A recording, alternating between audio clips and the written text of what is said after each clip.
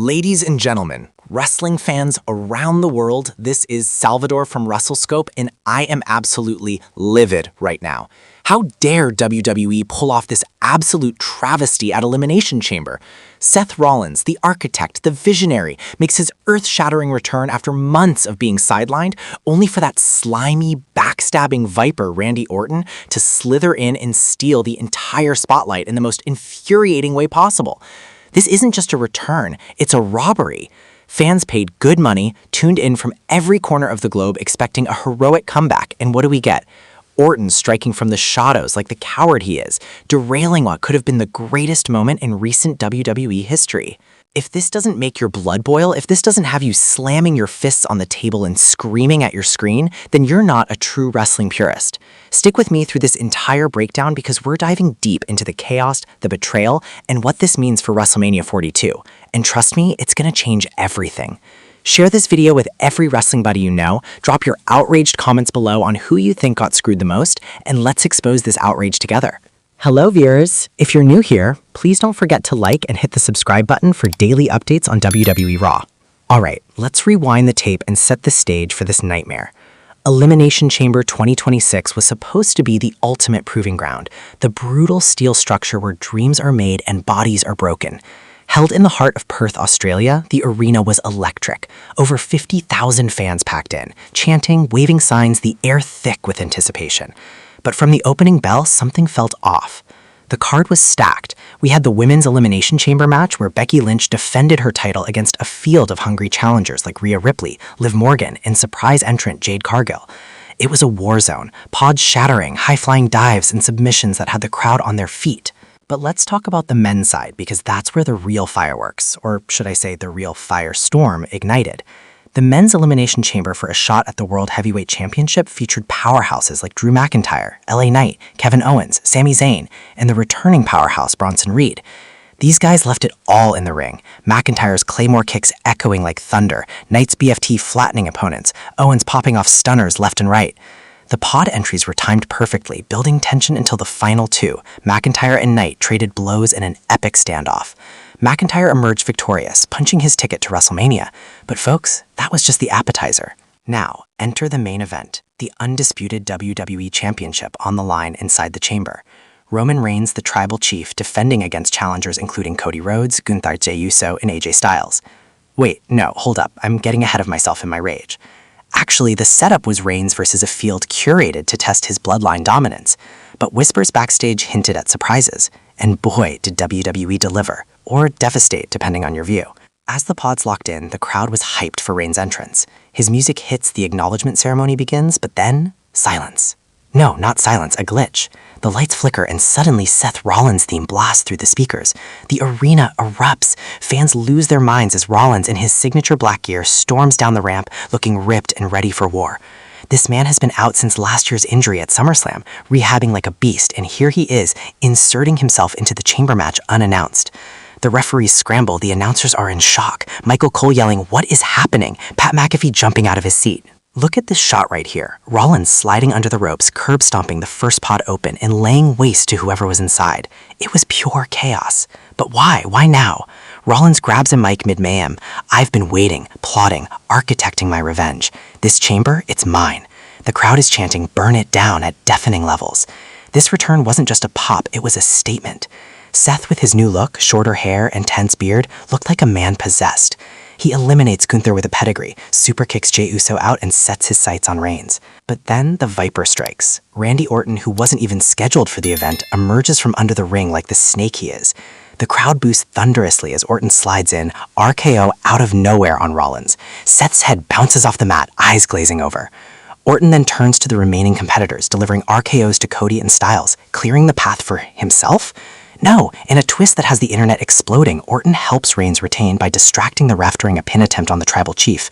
Reigns spears Cody for the win, but Orton stands tall, posing with the belt as if he earned it. This is where the outrage peaks. How can WWE allow this? Orton, the 14-time champion, the legend killer, turns heel in the most despicable way, robbing Rollins of his triumphant return. Fans are furious. Social media is ablaze with #JusticeForSeth trending worldwide. One fan tweeted, "Orton just killed wrestling's soul." Another said, "This is worse than the Montreal Screwjob." And I agree. This isn't entertainment, it's a slap in the face to loyal viewers who've invested years in these storylines.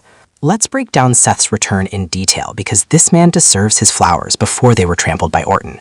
Seth freaking Rollins has been the backbone of WWE for over a decade. From his Shield days with Roman and Dean Ambrose, now Jon Moxley in AEW, to his solo runs as the Monday Night Messiah, Seth has evolved. His injury last year, a torn ACL from a brutal match against Edge, sidelined him, but rumors swirled of a comeback. Insiders whispered about Creative wanting a big pop at Chamber to build Mania hype. And what a pop it was. When his music hit, the decibel level shattered records. Fans in Perth were on their feet, teals in eyes, signs waving "Welcome back, Architect." Seth's promo post-entry was fire. "I've built this company on my back, and now I'm here to burn down the Empire." He targeted Reigns specifically, alluding to their shared history in the Shield. The in-ring action? Vintage Seth. High knees, buckle bombs, and that patented stomp. He eliminated 3 competitors before Orton's interference. But let's talk psychology. Seth's return was meant to shake up the status quo. With Mania 42 looming in Las Vegas, the city of sin, fitting for this betrayal, Seth was positioned as the anti-hero challenger. His gear featured new motifs, flames and blueprints, symbolizing his "burn it down" mantra. Backstage reports confirm Seth trained with MMA fighters during rehab, adding a gritty edge to his style. This wasn't just a physical return, it was mental warfare. Now, shifting to the Viper, Randy Orton. This guy, folks, is a master manipulator. Known as the Apex Predator, Orton's career is littered with legendary moments. RKOs on legends like Hulk Hogan, feuds with John Cena, and the iconic pose. But lately he's been in a rut. Mid-card matches, tag team stints with Riddle. RK-Bro was fun, but over. Whispers of retirement circled, but no, Orton reinvents himself as the ultimate opportunist. At Chamber, his entrance was stealthy, hiding under the ring for hours. That's dedication to villainy. The RKO on Seth, perfect picture, out of nowhere, the crowd gasping in horror. Then aiding Reigns, that's the twist. Orton isn't just stealing the show, he's aligning with the bloodline in a shocking heel turn. Post-match, Orton raised Reigns' hand, smirking as boos rained down. Why? Revenge on Seth for past slights, or a bigger plot for Mania Gold? Check this image of Orton in his element. That smug look says it all. He's the Viper who strikes when least expected, and this move has fans raging. Forums are filled with theories. Is Orton gunning for a 15th title, or is this a swerve to set up a triple threat at Mania? The crowd reaction was insane. Perth exploded, half cheering Seth's return, half booing Orton's betrayal.